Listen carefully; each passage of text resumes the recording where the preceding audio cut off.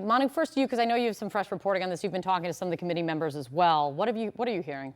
Yeah, I did speak to Jamie Raskin, who's one of the members of the committee. I asked him, who are you looking at issuing criminal referrals to? He would not go that far. He said those decisions are still being discussed, exactly who will get referred to by the Justice Department for potential criminal prosecution. But he did say the focus of the committee is on the people who were at the center of the events and who masterminded the attack on Congress and the vice president on that day. So very likely it seems that Donald Trump will be on that list. People around Donald Trump, people who are, the committee has, of course, heard a lot of testimony about this as well. Now, this will all culminate, Kate, in a report that this committee will put out after its exhaustive investigation for the past 2 years, the more than 1,000 or so witnesses, the thousands and thousands and thousands of pages of documents, all put together in a report. Raskin told me that they are making great progress in finishing the report. He does not know if it'll be done this week, but it, of course, is expected to be done within the next couple of weeks, because come January 3rd, when Republicans take power, this committee's job and its work is over. So there is real time pressure here, and they know this as well as everyone knows it. A lot of questions surrounding all of this, Elliot, but just your reaction to learning that there will be at least one criminal referral, we could say, though much more detail is needed on whom and what. Yeah, absolutely, Kate. So a few things. Number one, as Manu had said, this is a statement from Congress, right? It does not actually carry legal weight. The Justice Department doesn't have to adhere to it. As we've seen already, they've gone ahead with prosecutions. Now, look, as a statement, it's a pretty powerful one that they believe a crime was committed, and it made even more powerful by the fact that they announced it the morning members of law enforcement were getting congressional gold medals for their valor on January 6th. That was, I think, not an accident at all, and a very effective bit of stagecraft on the part of the committee. Now, what could it be? We don't know. Certainly from watching the hearings, it appears that witness tampering or obstruction of justice, and not just for the president, anyone with whom someone who committed a crime might have been working in concert with, could be referred for a crime, for a criminal offense. And finally, last thing, it's not just crimes here that could be referred. For instance, individuals who are attorneys could be referred to bar associations if they're, and basically put their law license in jeopardy if they engaged in some mischief or wrongdoing. So we'll wait and see, but this is certainly a powerful, powerful statement by Congress. This also, Elliot, this could get to really what has, if you sum it all up, and it is hard to, because it has been a vast investigation, as Manu was getting at, this could get to the absolute core and key question that has really been wondered since the beginning, which is, will this lead to, in their report or separately, this committee urging the Justice Department to prosecute the former President Donald Trump? Now, we know from previous reporting, Elliot, that the committee has been divided on whether or not to put forth a criminal referral against the former president, but the investigation has also showed, and they have made clear, that they believe he is at the center of all of this. So would you, in the end, be surprised if he is surprised if Donald Trump is not among the people who they have a criminal referral against that they give to the Justice Department?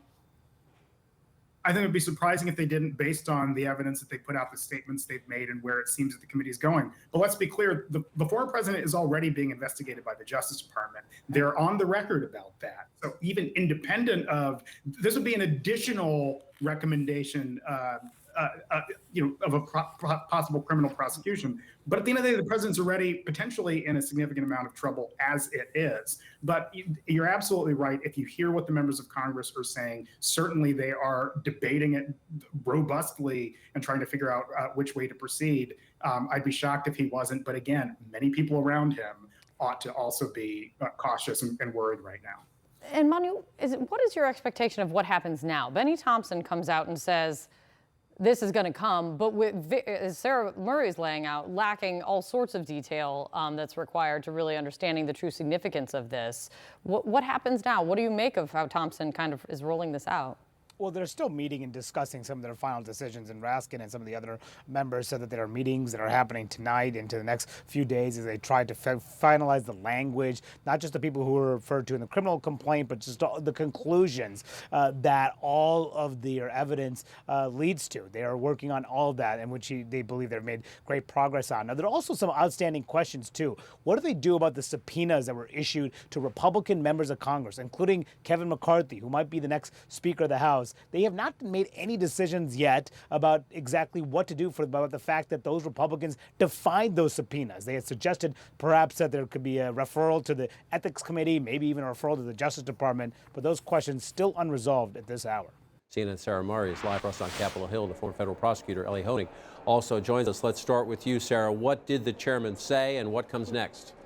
Well, look, he said that they will be making criminal referrals and that has been decided, but he didn't have a lot of other details to fill out about this. I asked him if he's narrowed down the universe of individuals they're considering. He said that they had not. We know that they have been looking at potential evidence of perjury, potential evidence of witness tampering, potential evidence of obstruction, but we don't know if that's going to be the basis for their referrals. We do know that they want to make this stuff public. They want to be able to do this quickly, but they're not there yet. And we're already seeing signs that the committee is sort of trying to water down the news the chairman made today.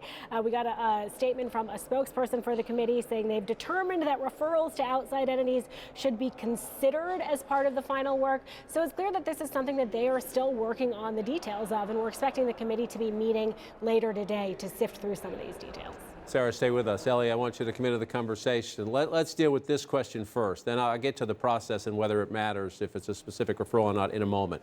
But based on everything we heard publicly at the hearings, if you were a member of the committee team with your prosecution background, who would you be putting on the list of possible referrals?